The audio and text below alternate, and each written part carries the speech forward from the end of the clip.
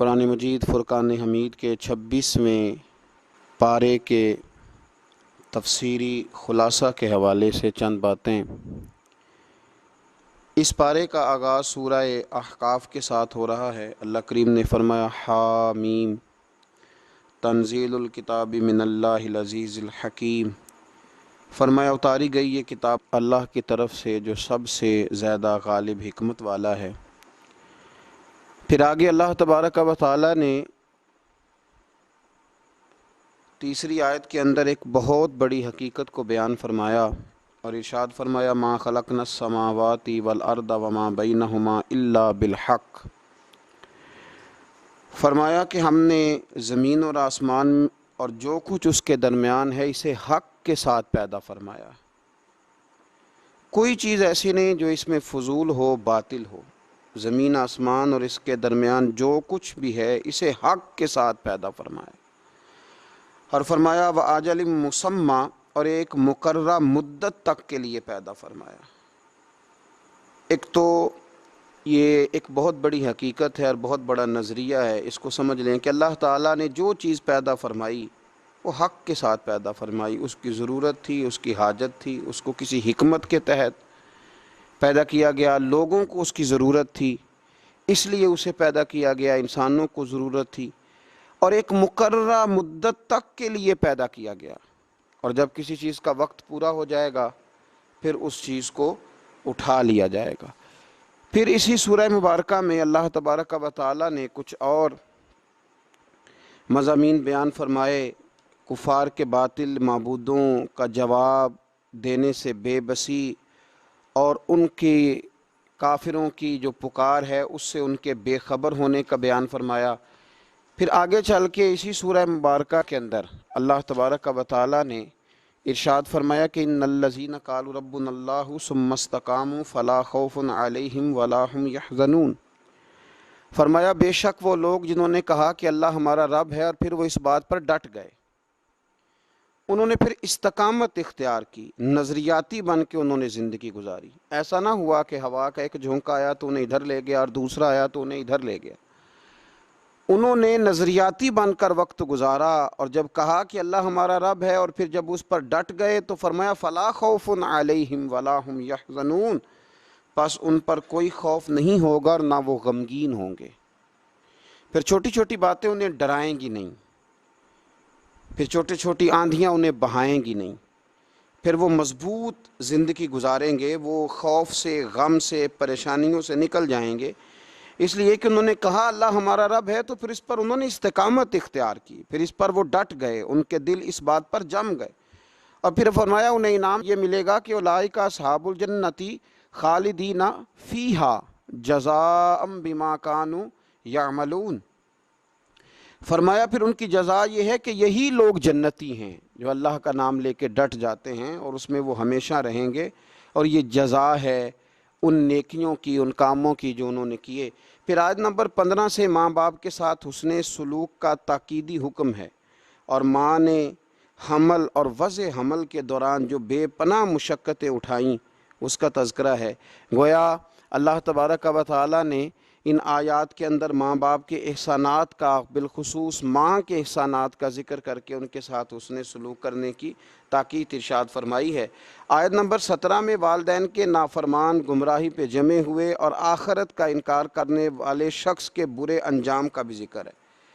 پھر اسی سورہ مبارکہ کی آیت نمبر 29 سے نبی پاک صلی اللہ تعالیٰ علیہ وسلم کی بارگاہ میں جنوں کے حاضر ہو کر قرآن پاک سننے کا تذکرہ فرمایا کہ جنوں کی جماعت نبی پاک صلی اللہ تعالیٰ علیہ وسلم کی بارگاہ میں حاضر ہوئی، اور انہوں نے گزرتے ہوئے قرآن کو سنا اور جا کر اپنی قوم سے کہا کہ ہم نے ایسی آسمانی کتاب سنی ہے جو موسیٰ علیہ السلام کے بعد نازل ہوئی ہے اور جو پہلی آسمانی کتابوں کی تصدیق کرنے والی ہے۔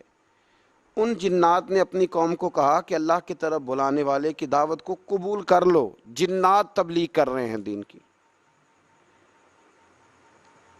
اور دعوت کو قبول کر لو، اس پر ایمان لے آؤ، اور اس کے نتیجے میں اللہ تعالیٰ تمہارے گناہوں کو بخش دے گا اور تمہیں دردناک عذاب سے نجات عطا فرمائے گا، اور جو شخص اللہ کی طرف بلانے والے کی دعوت قبول نہیں کرے گا تو زمین میں اللہ کی گرفت سے اس کے لیے کوئی جائے پناہ نہیں ہو۔ ایک صحابی تھے حضرت سواد بن قارب رضی اللہ تعالیٰ عنہ، وہ کہتے ہیں کہ میری خواب میں یا ظاہراً مجھے ایک جن آ کے کہا کرتا تھا کہ جا کے نبی پاک صلی اللہ علیہ وسلم کا کلمہ پڑھ لے۔ ایک دفعہ بھی کہا، دو دفعہ بھی کہا، تین دفعہ بھی کہا، پھر میں سمجھ گیا کہ یہ صرف خواب ہی نہیں ہے، اس میں کوئی اشارہ ہے، کوئی حقیقت ہے۔ جن کہتا تھا۔ تو آپ فرماتے ہیں میں جب کلمہ پڑھنے کے ارادے سے نبی پاک صلی اللہ علیہ وسلم کی بارگاہ میں حاضر ہوا تو رسول پاک صلی اللہ تعالیٰ علیہ وسلم نے فرمایا تجھے بھی مبارک ہو اور تجھے بھیجنے والے کو بھی مبارک ہو، تجھے بھی اللہ جزا دے اور تجھے بھیجنے والے کو بھی اللہ تعالیٰ جزا عطا فرمائے۔ اس سورہ مبارکہ کے بعد پھر سورہ محمد صلی اللہ تعالیٰ علیہ وسلم، سورہ محمد شروع ہوتی ہے۔ اس سورہ مبارکہ میں ترغیب جہاد، مجاہدین کو بشارتوں، منافقین کی صفات اور سازشوں اور مسلمانوں کو منافقین سے خبردار کرنے کا بیان ہے۔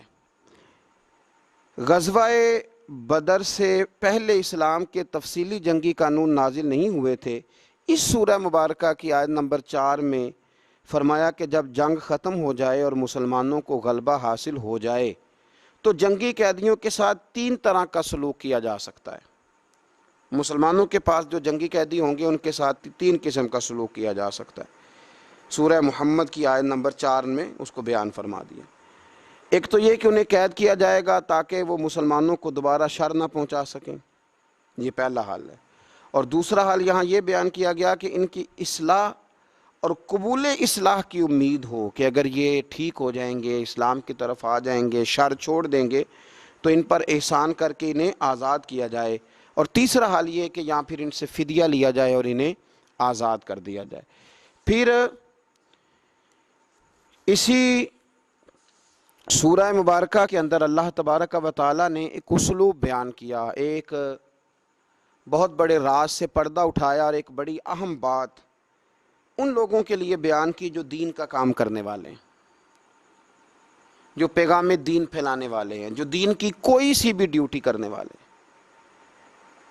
اگر وہ مخلص ہو کر للہیت کے ساتھ دین کا کام کرتے ہیں تو اللہ تبارک و تعالیٰ نے ایک اسلوب بیان فرما دیا۔ ارشاد فرمایا یا ایھا الذین آمنوا ان تنصروا اللہ ینصرکم ویثبت اقدامکم۔ فرمایا ایمان والو اگر اللہ کے دین کی تم مدد کرو گے تو پھر اللہ تمہاری مدد کرے گا اور اللہ تمہارے پیروں کو جما دے گا، تمہیں اللہ ثبات عطا فرمائے گا، تمہیں اللہ استقامت عطا کرے گا۔ اگر تم خلوص کے ساتھ، للہیت کے ساتھ دین کا کام کرو تو اللہ تمہاری مدد کرے گا، تمہارے قدموں کو جمائے گا۔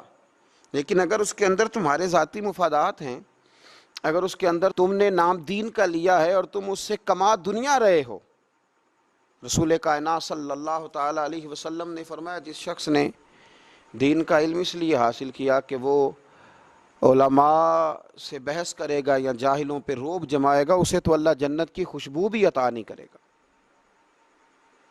تو اگر تم اللہ کے دین کی مدد کرو، غلبہ دین کے لیے اپنا کردار ادا کرو، نفاذ دین کے لیے جد و جہد کرو گے تو اللہ تمہاری مدد کرے گا، اللہ تمہارے حال پہ رحم فرمائے گا، اللہ تمہارے لیے آسانیاں کر دے گا۔ تو یہ ایک ایسا بڑا اصول ہے جو ہر دین کا کام کرنے والے کو یاد رکھنا چاہیے کہ وہ یہ نہ کہے کہ پھر مجھے وسائل نہیں ملیں گے، پھر وہ یہ نہ کہے کہ میں آگے کیسے بڑھوں گا، پھر یہ کبھی نہ سوچے کہ میرے لیے اسباب کون پیدا کرے گا۔ وہ پہلے اپنے دل سے پوچھے کہ وہ دین کے کام میں مخلص ہے۔ ٹھیک ہے مشکلات آئیں گی اور وہ مشکلات کا آنا بھی اس کے لیے باعث راحت بنے گا، وہ مخالف ہوا کا آنا بھی اسے اونچا اڑا لے گا، لیکن وہ دین مصطفیٰ کریم علیہ السلام کی مدد کرے۔ آج اس دور کا ایک یہ بہت بڑا نازک معاملہ ہے کہ لوگ اپنے خاندان کے لیے، قوم، قبیلے، علاقے، ملک، ملت کے لیے بڑا کچھ کرتے ہیں، لیکن وہ میٹنگ ہال کہاں گئے جہاں صرف دین کے عروج اور بقا کے لیے میٹنگیں ہوا کرتی تھی۔ آج لوگ ذاتوں کے عروج کے لیے بہت بڑے بڑے اجتماعات منعقد کر رہے ہیں، لیکن ضرورت ہے آج ان بڑے بڑے اجلاسوں کی، ان بڑے بڑے اجتماعات کی کہ جس میں عروج دین کے لیے بات کی جائے، دین کو آگے لے جا کر کے بڑھانے کی کوشش کی جائے۔ اول تو لوگ دین کا کام کر نہیں رہے اللہ ماشاءاللہ، اور جو کر رہے ہیں ان کو بھی اس قدر زیادہ تنقید کا نشانہ بنایا جاتا ہے اور اس قدر زیادہ آزمائشوں سے گزارا جاتا ہے کہ مشکلات دن بدن بڑھتی چلی جاتی ہیں۔ کوشش کریں دین کے لیے اپنا کردار ادا کریں، اور اگر آپ اور کچھ نہیں کر سکتے تو کم از کم جو لوگ دین کا کام کر رہے ہیں ان کے لیے خیر کا جملہ بولیں، ان کی اخلاقی آپ مدد کریں، آگے بڑھیں۔ اللہ ہمیں سمجھنے کی توفیق عطا فرمائے۔ اسی سورہ محمد کی آیت نمبر 29 میں فرمایا کہ جن لوگوں کے دلوں میں نفاق کی بیماری ہے، انہوں نے گمان کر رکھا ہے کہ اللہ تعالیٰ ان کے دلوں کے فتنے کو ظاہر نہیں کرے گا۔ کیا وہ یہ سوچتے ہیں کہ ہمارے دلوں میں اگر نفاق کی بیماری ہے تو ہماری اس بیماری کو ظاہر نہیں کیا جائے گا؟ حضرت انس بن مالک رضی اللہ تعالیٰ عنہ فرمایا کرتے تھے کہ سورہ محمد کی اس آیت کے نازل ہونے کے بعد پھر کوئی بھی منافق چھپا نہیں رہا، پھر جتنے منافقین تھے سارے ظاہر ہو گئے، ظاہر کر دیے گئے۔ اللہ تبارک و تعالیٰ نے پھر ان کے پردے کھول دیے۔ اس سے آگے پھر سورہ فتح شروع ہوتی ہے۔ اس صورت میں فتح مکہ کی بشارت بھی ہے، بیت رضوان بھی ہے، نبی پاک علیہ السلام کی تعظیم و توقیر کرنے اور منافقوں کے دلوں کے احوال کا بیان بھی ہے۔ اسی سورہ مبارکہ کے اندر اللہ تبارک و تعالیٰ نے ارشاد فرمایا کہ انا ارسلناک شاہدا و مبشرا و نذیرا، اے محبوب بے شک ہم نے آپ کو گواہ بنا کے بھیجا ہے، خوشخبری دینے والا اور ڈر سنانے والا بنا کے بھیجا ہے۔ یہ شانیں آپ کو دی ہیں لتؤمنوا باللہ ورسولہ، تاکہ لوگ اللہ پہ بھی مان لائیں اور اللہ کے رسول پہ بھی مان لائیں، وتوزروہ وتوقروہ، اور اے محبوب علیہ الصلاۃ والسلام پھر وہ آپ کی تعظیم اور توقیر کریں، وتسبحوہ بکرۃ واصیلا، پھر صبح و شام وہ اللہ کی پاکی کا بیان کریں۔ ہم نے آپ کو شانیں دی ہیں تاکہ لوگ ایمان لائیں اللہ رسول پر، وتوزروہ وتوقروہ، اور آپ کی تعظیم اور توقیر کریں تاکہ وہ ان کی یعنی نبی پاک صلی اللہ تعالی علیہ وسلم کی تعظیم اور توقیر کریں۔ یاد رکھیں دین کا کام کیا جائے، دین پڑھا جائے، لیکن استاد کی تعظیم نہ کی جائے۔ وہ کام ضرور ہوتا ہے لیکن اس میں لذت نہیں ہوتی، کام ضرور ہوتا ہے پر کیفیات سے خالی ہوتا ہے۔ صحابہ کرام علیہم رضوان دین کا کام بھی کرتے تھے، بڑی بڑی مشکلات میں بھی رہتے تھے، لیکن نبی پاک صلی اللہ تعالی علیہ وسلم کی تعظیم بھی انہیں ہمیشہ یاد رہتی تھی۔ ہر موقع پر جنگ ہو، صلح ہو، امن ہو، گھر ہو، سفر ہو، حضر ہو، ہر موقع پر انہوں نے رسول کائنات صلی اللہ تعالی علیہ وسلم کی تعظیم کا خیال رکھا۔ ادب مصطفیٰ صلی اللہ علیہ وسلم ایک منٹ کے لیے نہیں بھلایا۔ جب ایمرجنسی کے حالات ہوتے ہیں نا تو اس وقت کئی دفعہ مشکل ہوتی ہے، انسان کے لیے تعظیم کرنا مشکل ہو جاتا ہے ایمرجنسی کے حالات میں۔ یہاں اگر میرے کپڑے کو آگ لگ جائے تو آپ حضرت صاحب، علامہ صاحب، پیر صاحب، قبلہ نہیں کہیں گے، آپ کہیں گے محترم آگ لگ گئی ہے۔ اس موقع پر آداب کرنا ایمرجنسی میں یہ انسان کو یاد ہی نہیں رہتا، لیکن غار ثور میں جناب ابو بکر صدیق رضی اللہ تعالیٰ عنہ کے پیر کو جب سانپ نے ڈسا تو اگر آپ سیرت کی کتابیں اٹھا کے دیکھیں تو نبی پاک علیہ السلام نے پوچھا کیا ہوا؟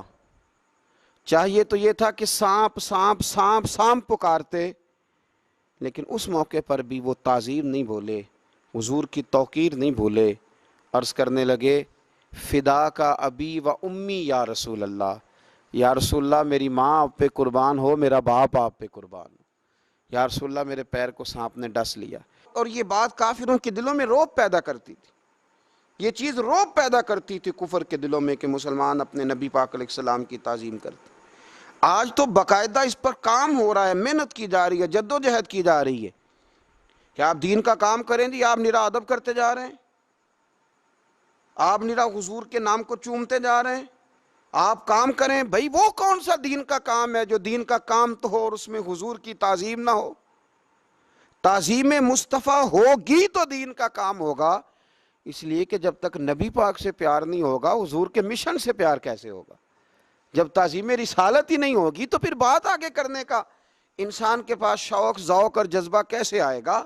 وہ عروہ بن مسعود ثقفی، بڑی معروف روایت ہے، بخاری میں موجود ہے، اور اسی موقع پر آگے وہ آیات حدیبیہ کے حوالے سے آ رہی ہیں، وہ یہاں آیا تھا اور اس نے جب نبی پاک صلی اللہ تعالی علیہ وسلم کے صحابہ کو حضور کی تعظیم و توقیر کرتے دیکھا، وضو کا بچا ہوا پانی چہروں پہ ملتے ہوئے دیکھا، کلی کا پانی اپنے چہروں پہ ملتے ہوئے دیکھا، تو اس نے پلٹ کے جا کے کفار سے کہا تھا، یار میں نے بڑے بڑے دربار دیکھے ہیں اور بڑے بڑے ادب دیکھے ہیں، میں نے وہ لوگ بھی دیکھے ہیں جو سجدے کراتے ہیں اپنے آپ کو معاذ اللہ، پر جو رنگ آج دیکھ کے آیا ہوں یہ کبھی نہیں دیکھا۔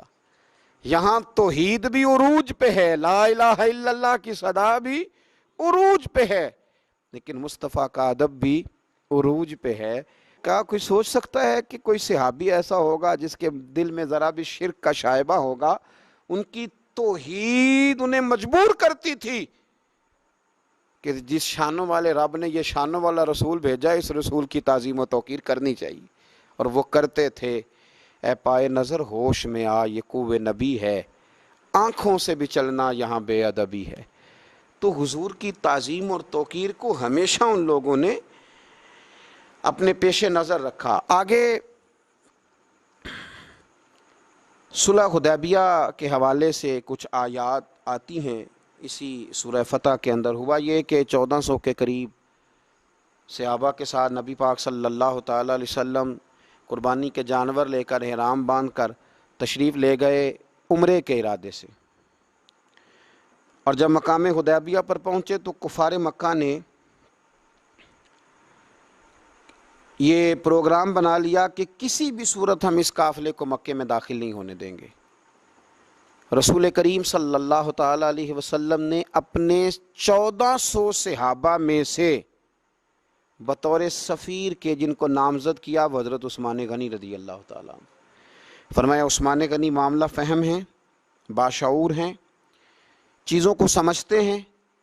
دیکھیے حضور کی نظر انتخاب حضرت عثمان غنی پہ پڑی، حضور صلی اللہ علیہ وسلم نے انہیں بھیجا، فرمایا جا کے قریش کو، کفار کو، مکے کے لوگوں کو، سرداروں کو یہ بتلاؤ کہ ہمارا مقصود لڑائی کرنا نہیں ہے، ہمارا مقصود مکے پہ چڑھائی کرنا نہیں ہے، ہمارا مقصود فقط اور فقط عمرہ کرنا، عمرہ کریں گے اور واپس چلے جائیں گے۔ حضرت عثمان غنی رضی اللہ تعالیٰ عنہ کو جب نبی پاک صلی اللہ علیہ وسلم نے وہاں بھیجا تو ایک خبر پھیل گئی کہ قریش مکہ نے تو جناب عثمان غنی رضی اللہ تعالیٰ عنہ کو شہید کر دیا ہے۔ اب صحابہ کے جذبات کے اندر جوش پیدا ہو گیا، جوش پیدا ہوا، ہر طرف سے ایک ہی صدا آتی تھی کہ ہم عثمان غنی کا بدلہ لیے بغیر یہاں سے نہیں جائیں گے۔ میرے محبوب پاک علیہ السلام کو اللہ نے غیب کی کنجیاں عطا فرمائی ہیں، رسول پاک علیہ السلام جانتے تھے نور نبوت سے کہ حضرت سیدنا عثمان غنی تو موجود ہے، پر جو ایک زبردست جرنیل ہوتا ہے نا، وہ قوم کے جذبات کا صحیح استعمال کرتا ہے، اسے پتہ ہوتا ہے کہ اس وقت جذبات کیا ہیں، تو اسے ان جذبات کا صحیح استعمال کرنا، ان کو مثبت راہ پہ چلانا اسے آتا ہوتا ہے۔ تو میرے رسول کریم صلی اللہ تعالی علیہ وسلم نے ایک درخت کے نیچے صحابہ سے بیعت لی، اس کو بیعت رضوان کہتے ہیں، کہ ہم ہر حال میں حضرت عثمان غنی رضی اللہ تعالیٰ عنہ کا بدلہ لیں گے، دین پہ قائم رہیں گے۔ اس بیعت کا ذکر قرآن مجید نے کہا، اور انداز دیکھیے کیا نرالا ہے، کیا انوکھا ہے، اور کیا وارفتگی ہے، اور کیا رشتہ ہے اللہ رسول کا آپس میں۔ اسی سورہ فتح کی آیت نمبر 10 میں فرمایا ان الذین یبایعونک انما یبایعون اللہ، اے محبوب پاک علیہ السلام بے شک جو لوگ آپ کی بیعت کرتے ہیں وہ در حقیقت اللہ ہی کی بیعت کرتے ہیں، یہ در حقیقت اللہ ہی کی بیعت کرتے ہیں۔ کیوں؟ ید اللہ فوق ایدیہم، اللہ کا ہاتھ ان کے ہاتھوں پر ہے۔ ہاتھ تو رسول پاک کا تھا، لیکن فرمایا جب محبوب میرے ہیں، جب محبوب میرے ہیں تو پھر وہ ہاتھ یوں سمجھ لو کہ رب کریم کا ہی تھا، یوں سمجھ لو کہ رب کریم کا ہی تھا۔ خدا کی رضا چاہتے ہیں دو عالم، خدا چاہتا ہے رضائے محمد صلی اللہ علیہ وسلم۔ تو ان آیات مبارکہ میں اس واقعے کا تذکرہ ہے، اور جو چیز یہاں بڑی قابل توجہ ہے اس ساری بات کے اندر وہ سمجھنے والی ہے کہ اللہ تبارک و تعالیٰ نے یہاں آیت نمبر 18 میں فرمایا کہ لَقَدْ رَضِيَ اللَّهُ عَنِ الْمُؤْمِنِينَ اِذْ يُبَايِعُونَكَ تَحْتَ الشَّجَرَةِ، فرمایا بے شک اللہ ان مومنوں سے راضی ہو گیا جو درخت کے نیچے آپ کی بیعت کر رہے تھے۔ اللہ ان مومنوں سے راضی ہو گیا، اللہ ان سے فَعَلِمَ مَا فِي قُلُوبِهِمْ، اور اللہ نے جان لیا ہے جو ان کے دلوں میں ہے۔ تو اللہ تو کہہ رہا ہے کہ میں اپنے محبوب کے صحابہ سے راضی ہو گیا ہوں۔ وہ جو ان کے جذبے تھے اور جس رنگ میں محبوب وہ بیعت کر رہے تھے اور جس طرح وہ آپ سے عہد و پیمان باندھ رہے تھے، چونکہ رب ان کے دلوں کی کیفیت سے آگاہ ہے تو یہاں کمال ہو گیا، فرمایا رب راضی ہو گیا۔ ان کے دلوں کے جذبات نے ہی اللہ تبارک و تعالیٰ کو راضی کر دیا ہے۔ تو اس سورہ فتح کے اندر اللہ تبارک و تعالیٰ نے اس خوبصورت عنوان کا تذکرہ فرمایا۔ پھر اس سے آگے جب ہم ذرا بڑھتے ہیں تو سورہ حجرات شروع ہوتی ہے۔ میں اکثر دوستوں کو مشورہ دیتا ہوں کہ سورہ حجرات کو ہمیشہ توجہ کے ساتھ پڑھنا چاہیے۔ پورا قرآن پاک ہی ہماری توجہ اس پر ضرور ہونی چاہیے، ضرور ہونی چاہیے، لیکن بعض صورتیں ایسی ہیں کہ اگر کوئی آدمی سمجھے کہ میرے پاس کم وقت ہے تو مجھے کیا کرنا چاہیے، تو میں کہتا ہوں کہ سورہ حجرات ضرور ضرور ہماری نظر میں ہونی چاہیے۔ یہ ہمیں آداب سکھائے گی، یہ ہمیں اخلاق سکھائے گی، یہ ہمیں اخلاق اسلامی سکھائے گی، آداب رسالت سکھائے گی۔ سورہ حجرات کی پہلی آیت فرمایا یا ایھا الذین آمنوا لا تقدموا بین یدی اللہ ورسولہ، اللہ اور اس کے رسول سے آگے نہ بڑھو۔ بعض صحابہ کرام نے عید الاضحیٰ کے دن نبی پاک صلی اللہ علیہ وسلم سے پہلے قربانی کر لی تھی، تو فرمایا میرے نبی سے آگے نہ بڑھو، واتقوا اللہ، اللہ سے ڈرو، ان اللہ سمیع علیم، بے شک اللہ سننے والا بھی ہے اور جاننے والا بھی۔ ہمیشہ چھوٹے جو ہوتے ہیں نا وہ بڑوں کے آداب بتاتے ہیں۔ استاد جی کے پاس اس طرح جانا، حضرت صاحب کے پاس اس طرح جانا، کسی بھی دربار کے جو آداب ہوتے ہیں وہ اس کے خدام بتاتے ہیں، کسی بھی آستانے اور خانقاہ کے جو آداب ہوتے ہیں وہ خدام بتاتے ہیں۔ یہ عرش کے نیچے عجیب آستانہ ہے میرے رسول کریم کا، کہ جس کے آداب رب کریم بیان فرماتا ہے، جس کے آداب اللہ بیان فرماتا ہے۔ ادب گاہ ہیست زیر آسماں از عرش نازک تر، نفس گم کردہ می آیت جنید و بایدین دی جا۔ اقبال کہنے لگے یہ ایک ایسا آستانہ ہے جو عرش سے بھی زیادہ نازک ہے۔ یہاں تو باجدید بستامی جیسے اور جنید بغدادی جیسے بھی آتے ہیں تو سانس روک کے آتے ہیں، سانس روک کے۔ اعلیٰ حضرت نے کہا نا حرم کی زمین اور قدم رکھ کے چلنا، ارے سر کا موقع ہے او جانے والے، ارے سر کا موقع ہے۔ آگے بڑھیے، آیت نمبر 2 دیکھیے۔ ایک صحابی تھے حضرت ثابت بن قیس بن شماس انصاری رضی اللہ تعالیٰ عنہ، سکل سماعت کا عارضہ تھا، ذرا اونچا سنتے تھے۔ تو جو آدمی اونچا سنتا ہے وہ بولتا بھی اونچا ہی ہے، وہ سمجھتا ہے شاید سارے ہی اونچا سنتے ہیں۔ تو وہ ذرا نبی پاک صلی اللہ علیہ وسلم کی بارگاہ میں جب حاضر ہوتے، حضور کوئی بات کرتے تو وہ عرض کرتے ارائینا یا رسول اللہ، حضور ذرا میری رعایت کر دیں، یا کوئی اور لفظ، یہ لفظ بھی بعد میں قرآن میں بدل دیا گیا۔ تو وہ کہتے یا رسول اللہ صلی اللہ علیہ وسلم آپ نے کیا فرمایا؟ تو کئی دفعہ ان کی آواز اونچی ہو جاتی، یا روٹین میں بھی بات کرتے تو ذرا آواز اونچی ہو جاتی۔ تو اللہ تبارک و تعالیٰ نے کیا ارشاد فرمایا؟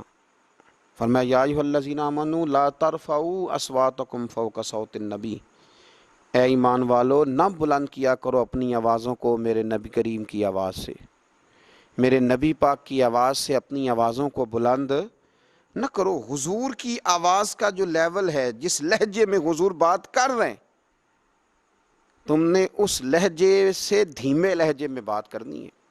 تمہاری آواز میرے محبوب کی آواز سے اونچی نہ ہو، وَلَا تَجْهَرُوا لَهُ بِالْقَوْلِ كَجَهْرِ بَعْضِكُمْ لِبَعْضٍ، اور فرمایا نہ زور سے آپ کے ساتھ بات کرو جس طرح تم ایک دوسرے کے ساتھ زور کے ساتھ بات کرتے ہو، اس طرح آپس میں تم کبھی بات کر لیتے ہو تو بے تکلف بھی ہو جاتے ہو، تو زور کے ساتھ بھی بات کر لیتے ہو، اس طرح چلا کر میرے محبوب کے سامنے بات نہ کرنا۔ ان تحبط اعمالکم، تمہارے سارے اعمال ضائع کر دیے جائیں گے۔ وانتم لا تشعرون، اور تمہیں خبر بھی نہ ہوگی تمہارے سارے اعمال ضائع کر دیے جائیں گے۔ یہ بہت سارے لوگ جو بے ادبی کر کے مانتے نہیں نا، کر بھی لیتے ہیں اور کہتے ہیں نہیں میں نے نہیں کی، اس کی وجہ یہ ہے کہ وانتم لا تشعرون، پھر انہیں شعور ہی نہیں رہتا، پھر وہ بے شعور ہو جاتے ہیں، پھر وہ مانتے ہی نہیں۔ اور اس سے اگلی آیت میں اللہ کریم نے فرمایا کہ اے محبوب جو لوگ جو ہیں نا، ان الذین یغضون اصواتہم عند رسول اللہ، فرمایا بے شک وہ لوگ جو اپنی آوازیں اللہ کے رسول صلی اللہ علیہ وسلم کے سامنے پست رکھتے ہیں۔ ذرا قرآن مجید کی ترتیب دیکھیے، فرمایا اولئک الذین امتحن اللہ قلوبہم للتقوی، فرمایا یہی لوگ ہیں جن کے دلوں کو اللہ نے تقوی کے لیے خاص کر لیا ہے۔ یہ باتوں کے متقی نہیں، نمازوں کے متقی نہیں، یہ جو حضور کا ادب کرتے ہیں، فرمایا یہ دل کے متقی ہیں، ان کے دل کو اللہ نے تقوی کے لیے خاص کر لیا ہے۔ لہم مغفرۃ و اجر عظیم، فرمایا ان کے لیے بخشش بھی ہے اور بہت بڑا اجر بھی ہے، ان کے لیے بخشش بھی ہے اور بہت بڑا اجر بھی ہے۔ اور پھر فرمایا محبوب جو آپ کو باہر سے آوازیں دیتے ہیں، حجروں کے باہر سے، ان میں اکثر لوگ ناسمجھ ہیں جو حجرے سے دروازے سے باہر کھڑے ہو کے آپ کو بلا لیتے ہیں، ان کو چاہیے تھا کہ باہر انتظار کرتے، یہی ان کے لیے بہتر تھا۔ یہ آداب بیان کیے جا رہے ہیں۔ پھر آیت نمبر 6 کے اندر ارشاد فرمایا کہ یا ایھا الذین آمنوا ان جاءکم فاسق بنبأ فتبینوا، اے ایمان والو جب کوئی فاسق خبر لے کے آئے نا تو اس کی تحقیق کر لو، ہر ایک کی بات نہ سن لو، اس کی پہلے تحقیق کر لو۔ ایسا نہ ہو کہ تم بے علمی میں کسی قوم کو ضرر پہنچا دو، کسی کو تمہاری وجہ سے تکلیف ہو جائے۔ تو اسی سورہ مبارکہ میں پھر اللہ تبارک و تعالیٰ نے کچھ اور خاص اخلاقی باتوں کا ذکر بھی ارشاد فرمایا۔ اسی سورہ کی آیت نمبر 10 میں فرمایا انما المؤمنون اخوۃ فاصلحوا بین اخویکم، فرمایا بے شک اہل ایمان بھائی بھائی ہیں تو ان میں صلح کرا دیا کرو۔ واتقوا اللہ لعلکم ترحمون، اور اللہ سے ڈرتے رہو تاکہ تم پر رحم کیا جائے۔ پھر اسی کی آیت نمبر 11 میں فرمایا کہ اے ایمان والو مذاق نہ اڑائے مردوں کی کوئی جماعت کسی دوسری جماعت کا، ہو سکتا ہے کہ وہ ان سے بہتر ہو، تم ان کا مذاق اڑا رہے ہو اور اللہ کی بارگاہ میں ان کا درجہ زیادہ ہو، اور نہ عورتیں دوسری عورتوں کا مذاق اڑائیں، ہو سکتا ہے وہ ان سے بہتر ہو۔ اور پھر یہ بھی ارشاد فرمایا کہ ولا تلمزوا انفسکم، ایک دوسرے کو عیب نہ لگاؤ، ولا تنابزوا بالالقاب، ایک دوسرے کے نام بگاڑ کے نہ لو۔ اور فرمایا یہ کتنی بری بات ہے مسلمان ہو کر فاسق ہو جانا۔ اور ہاں جو لوگ اس روش سے باز نہ آئیں گے یہ ظالم لوگ ہیں۔ پھر اس سے اگلی آیت میں ارشاد فرمایا کہ بدگمانی نہ کرو، کسی کے بارے میں بری سوچ نہ پیدا کرو۔ یا ایھا الذین آمنوا اجتنبوا کثیرا من الظن ان بعض الظن اثم، اے ایمان والو دور رہا کرو زیادہ بدگمانیوں سے، بے شک بعض گمان بھی گناہ ہے۔ ولا تجسسوا، جاسوسی بھی نہ کرو۔ ولا یغتب بعضکم بعضا، اور ایک دوسرے کی غیبت بھی نہ کرو، پیٹھ پیچھے برائیاں نہ کرو۔ اور ارشاد فرمایا کیا تم اب پسند کرتے ہو مردہ بھائی کا گوشت کھانا؟ گویا غیبت کرنا مرے ہوئے بھائی کا گوشت کھانا، مرے ہوئے بھائی کا۔ انسان کا ویسے بھی یہاں لا کے رکھا جائے نا، کہہ دیا جائے معاذ اللہ انگلی کٹی ہوئی تو خوف سے لوگ کانپ جائیں گے، مرے ہوئے آدمی کی انگلی، اور پھر اس کا گوشت کھانا مرے ہوئے بھائی کا، کس قدر صفاقی کی بات۔ تو قرآن کہتا ہے تم غیبت کرتے ہو تو کیا پسند کرتے ہو مرے ہوئے بھائی کا گوشت کھانا؟ اگر پسند نہیں کرتے تو پھر واتقوا اللہ، اللہ سے ڈرو، ان اللہ تواب الرحیم، بے شک وہ توبہ قبول کرنے والا اور رحم کرنے والا ہے۔ اور اس سے اگلی آیت میں ارشاد فرمایا یا ایھا الناس انا خلقناکم من ذکر و انثی، اے ایمان والو ہم نے تمہیں ایک مرد اور ایک عورت سے پیدا کیا ہے، تمہاری اصل ایک ہے، تم جناب آدم اور حضرت حوا کے بیٹے ہو۔ وجعلناکم شعوبا وقبائل لتعارفوا، اور تمہیں جو مختلف قوموں اور مختلف خاندانوں میں بانٹا ہے وہ تو صرف تعارف کے لیے ہے۔ قبائل تو اس لیے بنائے کہ اونچ نیچ کے لیے نہیں کہ یہ بڑا قبیلہ ہے یا یہ چھوٹا قبیلہ ہے، یہ تو تعارف کے لیے تھا۔ ورنہ ان خلقناکم من ذکر و انثی، تمہیں ایک مرد اور ایک عورت سے پیدا کیا ہے۔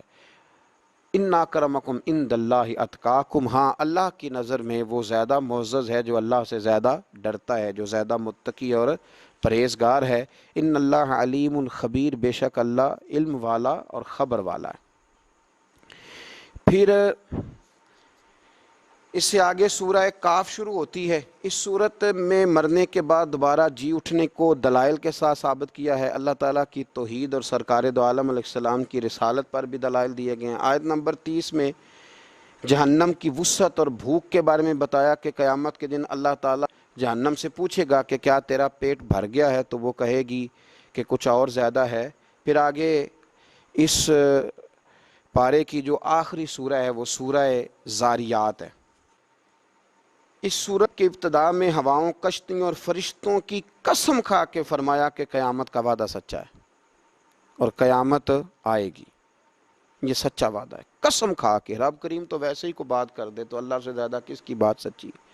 اور پھر اللہ تعالیٰ قسم کھا کے اور ایک سے زیادہ قسمیں کھا کے بات کرے تو اندازہ کریں کہ پھر اس بات میں کتنی صداقت ہوگی۔ آیت نمبر 15 سے اہل تقوی کے انعامات اخروی کو بیان کرنے کے بعد ان کے اوصاف بھی بیان کیے کہ جو اہل تقوی ہیں وہ راتوں کو بہت کم سوتے ہیں، زیادہ وقت اللہ اللہ کرتے رہتے ہیں، رات کے پچھلے پہر استغفار کرتے ہیں۔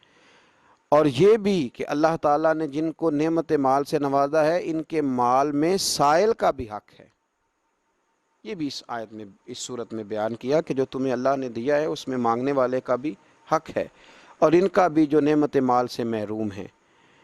آیت نمبر 58 میں فرمایا کہ بے شک اللہ ہی سب سے بڑا رزق دینے والا ہے اور سب سے زبردست قوت والا ہے۔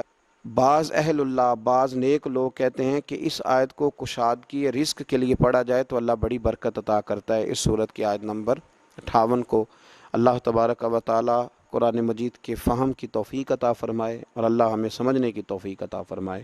آخر دعوانا ان الحمدللہ رب